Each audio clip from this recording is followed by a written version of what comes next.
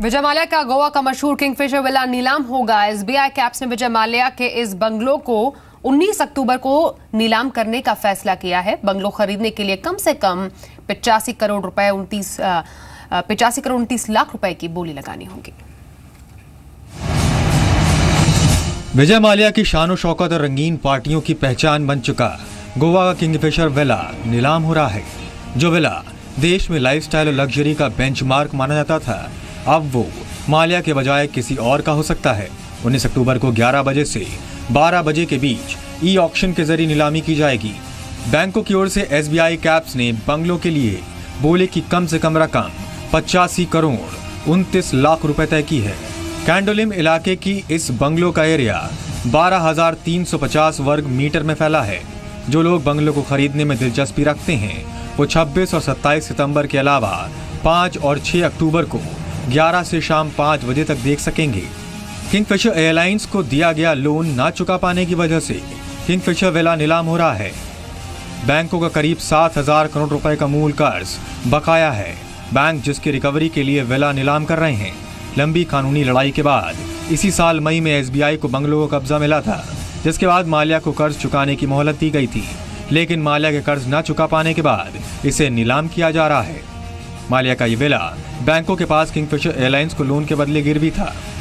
बैंकों ने इससे पहले मुंबई के किंगफिशर हाउस को नीलाम करने की कोशिश की थी, लेकिन रिजर्व प्राइस को एक बार घटाने के बाद भी कोई खरीदार नहीं मिल पाया।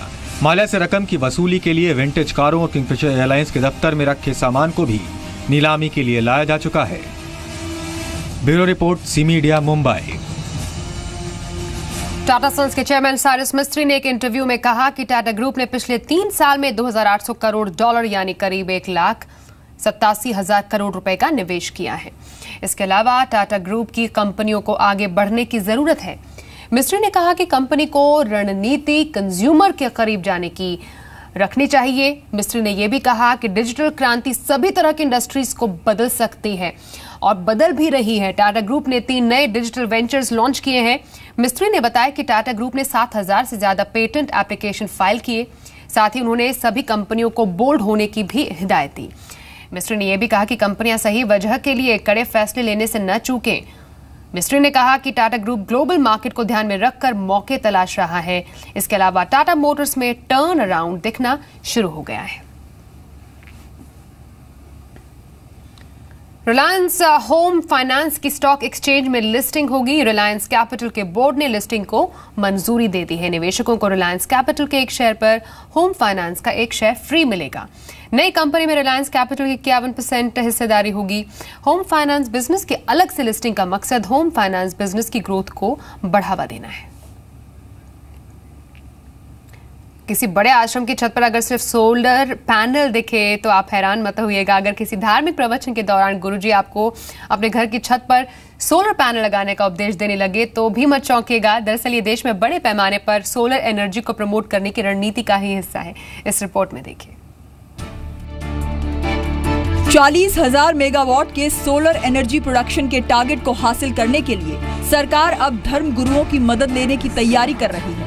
इसी प्रयास में सरकार बड़े धार्मिक संस्थानों और आश्रमों से टाई अप कर रही है। पंजाब के डेरा व्यास ने 80 एकड़ में फैले अपने आश्रम में सोलर सिस्टम लगाया है, जबकि श्री श्री रविशंकर के आश्रम, ब्रह्म कुमारी माउंट आबू और पतंजलि हरिद्वार जैसे कई बड़े आश्रमों ने इसमें दिलचस्पी दिखाई है। आश्रम अपने इस्तेमाल के बाद बची बिजली ग्रिड को बेच सकते हैं। इसके लिए न्यू एंड रिन्यूएबल एनर्जी मंत्रालय ग्रिड भी लगाएगा। जानकारी से 2022 तक 40,000 मेगावाट के रूफटॉप सोलर का लक्ष्य हासिल करने की दिशा में बड़ा कदम मान रहे हैं। धार्मिक गुरु हैं, रिलीजियस प्रीचर्स वगैरह हैं, चूँकि उनकी फॉलोइंग ज़्यादा है और आप इसको पॉपुलराइज करने के लिए एक मार्केटिंग कैंपेन के रूप में मैं उसे लेता हूँ, क्योंकि उनकी फॉलोअर्स काफ़ी ज़्यादा होते हैं। तो उसका एक तो वो स्वयं का लाभ ले सकेंगे जिनके खुद की अपनी एनर्जी रिक्वायरमेंट बहुत ज़्यादा है। दूसरा, उससे ग्रिड में कनेक्ट करके उससे पैसा ले सकते हैं। सरकार की नजर देश विदेश में फैले इन धर्मगुरुओं के फॉलोअर्स पर भी है। अब ये देखना दिलचस्प होगा कि क्या धर्मगुरुओं के फॉलोअर्स इनके दूसरे प्रवचनों की तरह सोलर पैनल लगाने को आशीर्वाद की तरह लेते हैं या नहीं। दिल्ली से प्रकाश प्रियदर्शी के साथ ब्यूरो रिपोर्ट, जी मीडिया। तो सोलर एनर्जी के प्रमोशन के लिए इस नई रणनीति पर बातचीत करने के लिए इस वक्त हमारे साथ adviser MNRE doctor AK Tripathi ji है। सर, स्वागत है आपका जी बिजनेस पर। आपको लगता है आश्रम से टाई अप करने से बहुत ज्यादा फायदा होगा इस एनर्जी को प्रमोट करने के लिए, और क्या स्कोप देखते हैं आप? जी, आपने बिल्कुल सही कहा। मैं आपको एक छोटा सा एग्जाम्पल देना चाहूँगा कि अमृतसर में डेरा ब्यास एक जगह है जो कि राधा स्वामी सत्संग का एक संस्थान है, और वहाँ पे उन लोगों ने 19.4 मेगावाट का रूफटॉप प्लांट लगाया है, जिसमें 12.5 मेगावाट एक सिंगल रूफ पे है, और ये वर्ल्ड में नंबर 1 प्लांट है। तो हमारे देश में रिलीजियस संस्थान ने ऐसा करके दिखाया है, और बिना किसी सहायता के, उन्होंने कोई भी गवर्नमेंट की सहायता नहीं ली है, और पंजाब गवर्नमेंट ने उनके साथ करार किया है, उनके साथ बिजली ले रहे हैं, शायद 8 रुपये पर यूनिट के हिसाब से ले रहे हैं, तो जिससे उनकी पूरी वायबिलिटी निकलती है। तो इस संस्थान ने, जो कि एक रिलीजियस संस्थान है, एक ऐसा रास्ता दिखाया है सबको कि सब लोग, क्योंकि क्या होता है, ऐसे संस्थानों के पास काफ़ी बड़े छत होते हैं, काफ़ी इनके फॉलोअर्स होते हैं, और अगर ये अपने कैंपस में ये लगा के दिखाते हैं, इसको साबित करते हैं, तो जितने लोग भी अपने घर जाते हैं, फिर उनके द्वारा एक मैसेज पहुंचता है कि वो लोग इसको लगाएं अपने छतों में। वाकई डॉक्टर त्रिपाठी, एक्चुअली काफ़ी इंटरेस्टिंग रणनीति है जिससे कि सोलर एनर्जी को ज़्यादा से ज़्यादा प्रमोट किया जाए और ज़्यादा से ज़्यादा लोग इसका इस्तेमाल करें। बहुत शुक्रिया हमसे बातचीत करने के लिए।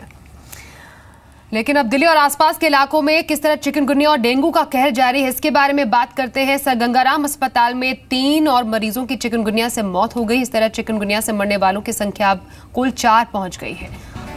दिल्ली वाले जहां बुखार से पीड़ित हैं, दिल्ली सरकार के ज्यादातर मंत्री दिल्ली से बाहर हैं।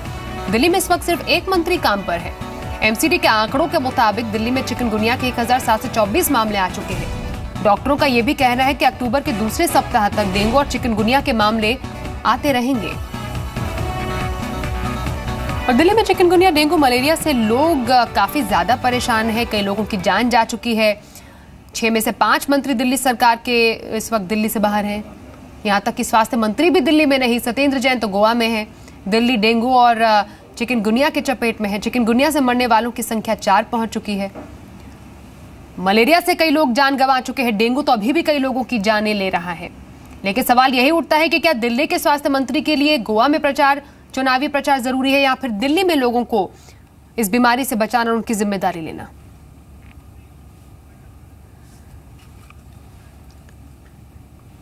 और इसी के साथ New 360 में बस इतना ही।